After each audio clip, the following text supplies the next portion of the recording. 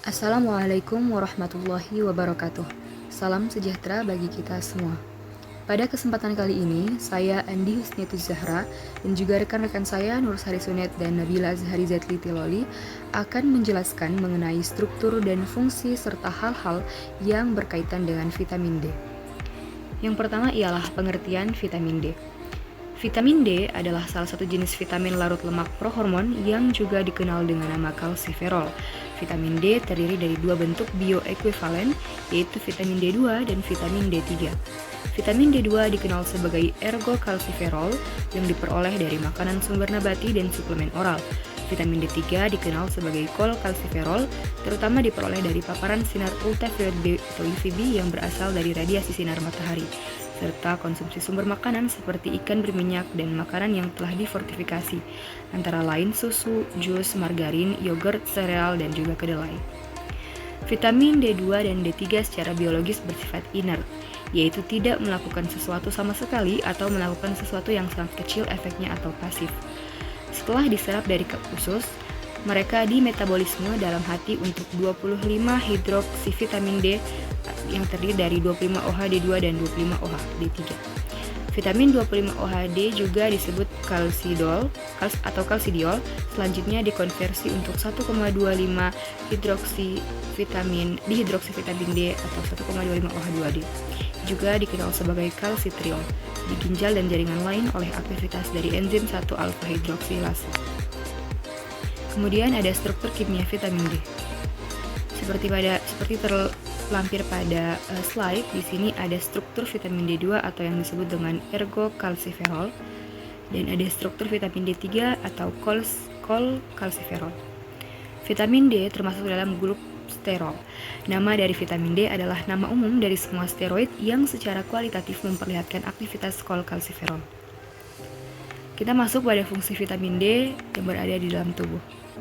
Yang pertama, fungsi dari vitamin D itu adalah memperkuat tulang. Tanpa dukungan dari vitamin D, penyerapan kalsium di usus bisa terganggu.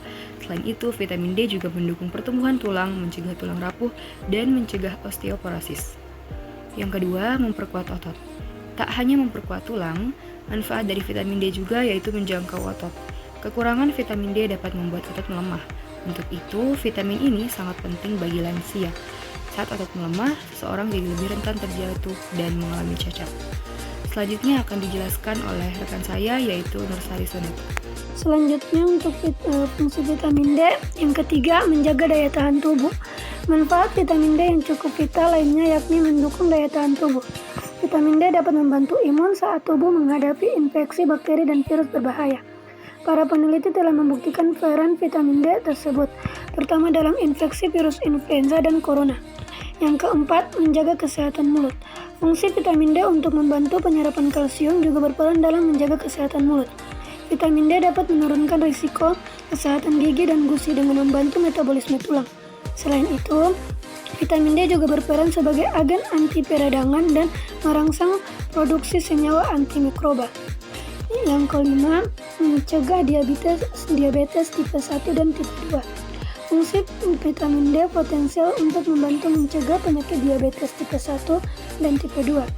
Kendati penelitian tidak menyebut efektivitas vitamin D dalam menurunkan kadar gula darah tinggi, namun vitamin ini efektif menurunkan risiko diabetes.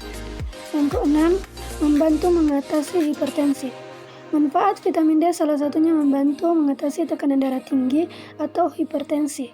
Menurut penelitian, kekurangan vitamin D termasuk dalam jangka pendek terbukti dapat meningkatkan tekanan darah. Yang ketujuh, membantu menurunkan berat badan.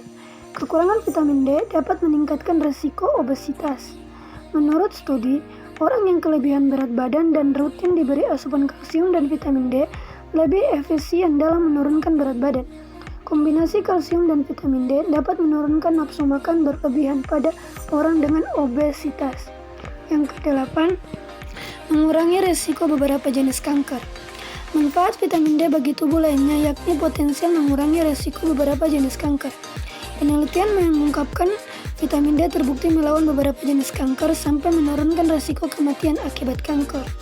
Menurut salah satu penelitian eksperimental yang melibatkan hewan, Vitamin D terbukti memperlambat mencegah perkembangan sampai merangsang kematian sel kanker. Yang selanjutnya, jalur metabolisme vitamin D di dalam tubuh. Metabolisme vitamin D. Vitamin D dan makanan diserap pada bagian proksimal usus halus. Baik anak-anak maupun orang dewasa dapat menyerap sampai 8.096 dari jumlah vitamin D yang dikonsumsi tergantung faktor-faktor yang membantu atau menghambat penyerapan. Setelah diserap, vitamin D digabungkan dengan kilomikron dan diangkut dalam sistem limfatik. Dark sistem limfatik, vitamin D dilepaskan dari kilomikron dan masuk ke saluran darah. Di dalam plasma darah, vitamin D diikat oleh suatu protein pentransport, yaitu vitamin D binding protein atau DPD atau globulin. Melalui saluran darah tersebut, vitamin D ditransportasikan ke hati dan oleh mikrosom atau mitokondria. Hati vitamin D3 dihidrolisasi pada posisi ke-25 menjadi kalsidiol atau 25 hidroksilekalsiferol atau 25 hidroksi vitamin D3 dengan bantuan enzim 25% hidroksilase. Selanjutnya, 25 hidroksi vitamin D3 memasuki sirkulasi menuju ginjal.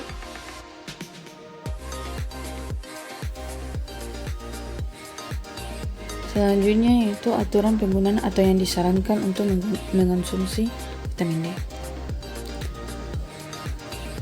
Ada 2 dosis, yaitu dosis dewasa dan dosis anak-anak. Seperti yang tertera pada slide ini. Untuk kebutuhan harian usia 1-70 tahun, kebutuhannya yaitu 600 per hari.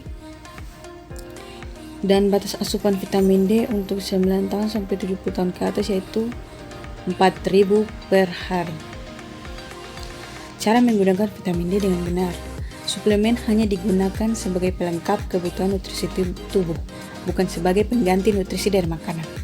Beberapa kondisi yang membutuhkan asupan suplemen seperti sedang terserang suatu penyakit, hamil, atau sedang mengonsumsi obat yang dapat mengganggu metabolisme vitamin dan mineral. Konsumsilah suplemen vitamin D sesuai petunjuk pada kemasan. Vitamin D sebaiknya dikonsumsi bersama makanan agar lebih mudah diserap oleh tubuh. Bila ingin mengonsumsi vitamin D dalam bentuk sirup, gunakanlah sendok takar yang disertakan dalam kemasan. Jangan menggunakan sendok makan karena takarannya akan berbeda.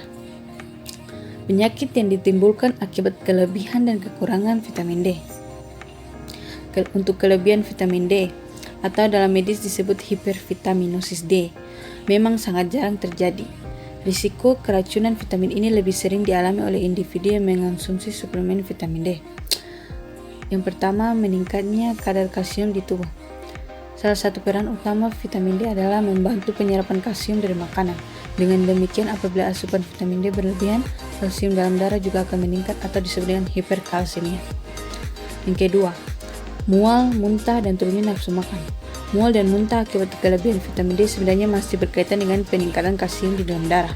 Namun, gejala ini memang tak semua dialami oleh pasien hiperkalsemia akibat konsumsi vitamin D dengan dosis yang tinggi. Yang ketiga, gangguan pencernaan. Gangguan pencernaan seperti konstipasi, sakit perut, dan diare dapat menjadi tanda-tanda peningkatan kalsium akibat kelebihan vitamin D. Gejala ini juga berisiko terjadi pada orang yang awalnya kekurangan vitamin D, kemudian mengonsumsi vitamin ini dalam dosis yang tinggi. Yang keempat, turunnya massa tulang. Mencukupkan kebutuhan vitamin D amatlah vital demi tulang yang sehat. Vitamin ini berperan dalam penyerapan kalsium dan metabolisme tulang, sehingga anggota gerak ini akan menjadi lebih kuat. Yang kelima, gagal ginjal. Alasan lain untuk bijak dalam konsumsi vitamin D adalah risikonya terhadap gagal ginjal. Dalam sebuah studi kasus dalam Journal of Nephrology, seorang pria dirawat di rumah sakit karena gagal ginjal, peningkatan level kalsium, dan gejala lain setelah menerima injeksi vitamin D. Untuk kekurangan vitamin D, selain gangguan tulang, defisiensi vitamin D juga diketahui dapat meningkatkan risiko terjadinya beberapa penyakit seperti osteoporosis, radang sendi, penyakit infeksi seperti pneumonia, sepsis, dan TBC, depresi, sakit kepala dan migrain, demensia, diabetes, obesitas, penyakit kardiovaskular seperti hipertensi, gagal jantung dan penyakit jantung, multiple sklerosis, rambut rontok, dan kanker seperti kanker payudara, kanker usus besar, dan kanker prostat. Sekian dari presentasi ini. Kurang lebihnya mohon maaf dan terima kasih. Berikut merupakan daftar pustakanya. Sekian dan terima kasih.